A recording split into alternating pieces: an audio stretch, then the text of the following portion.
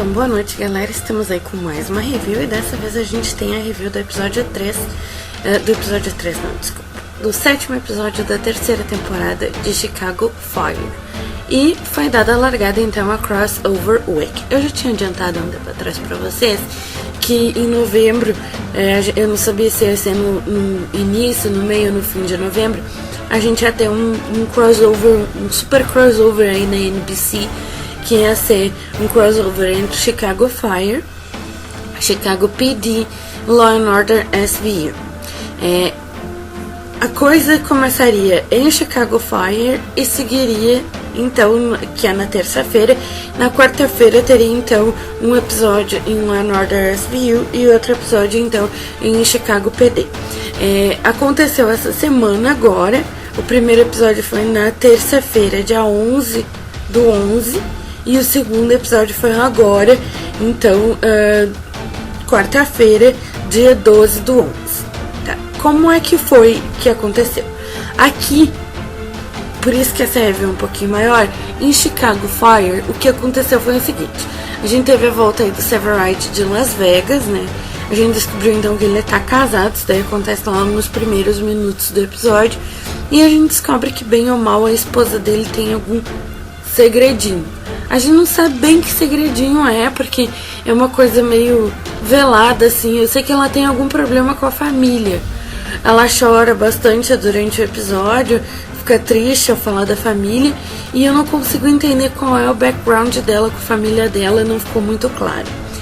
Quanto ao que interessa, que era o caso que deu origem ao crossover, esse caso ele surge de um incêndio que o Severide consegue resgatar a vítima, e a vítima está fortemente abraçada numa pasta, e a pasta acaba caindo, e dali ele vê um monte de fotos que ele presume ser acertadamente, inclusive, diga-se de passagem, serem de crianças pedófilas, né?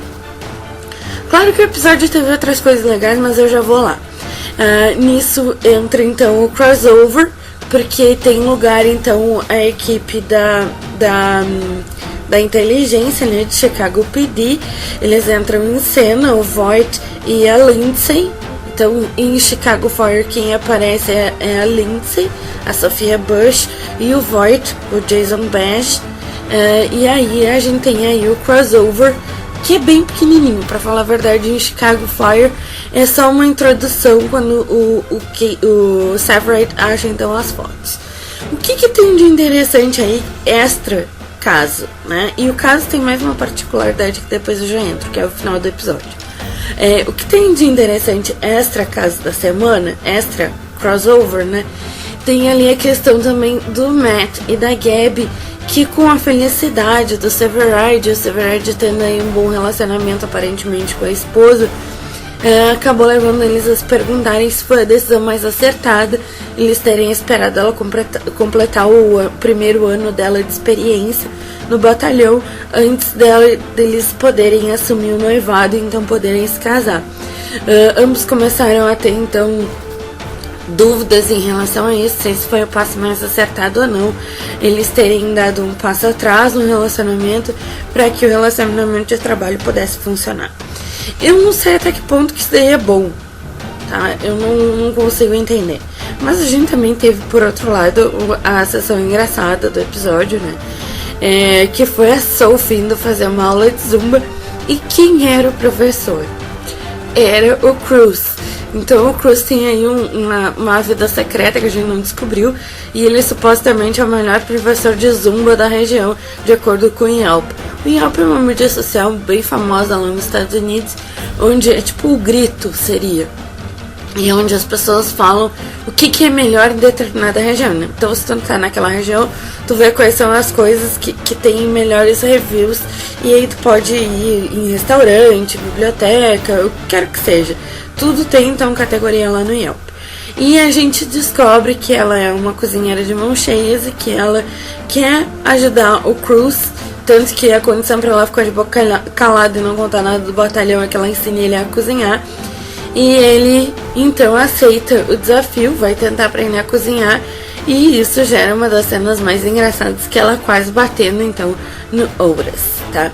O que eu disse que tinha de interessante ali no caso da vítima de incêndio, que é o caso que deu início ao crossover, é que no final do episódio a Lindsay tá catalogando as fotos que eles acharam na cena do crime. Quando ela acha uma das fotos e ela fica bem abalada com a foto, a gente descobre então nos minutos finais ela ligando pra detetive Hollins da Law & Order SVU, né, e falando que a vítima é irmã dela. E aí o episódio termina com esse suspense dela tentando ir pra Nova York, né. Por hoje, galera, era o que eu tinha pra dizer. Um ótimo episódio. Acho que quem não viu deveria ver. Quem não tá acompanhando essa temporada tá muito boa aí de Chicago Fire. Mas por hoje eu fico por aqui. Pra todos vocês, então, uma boa noite, tá? Se vocês gostaram do que eu falei aqui e quiserem me acompanhar, vocês podem me achar no blog aqui. Se quiserem me achar nas mídias sociais, é aqui. Se vocês gostaram do canal, eu digo, por favor, se inscrevam no canal. Se gostaram do vídeo, deem like no vídeo, compartilhem o vídeo, sintam-se à vontade. Por hoje, beijão. Quem gostou do vídeo, se inscreve aqui.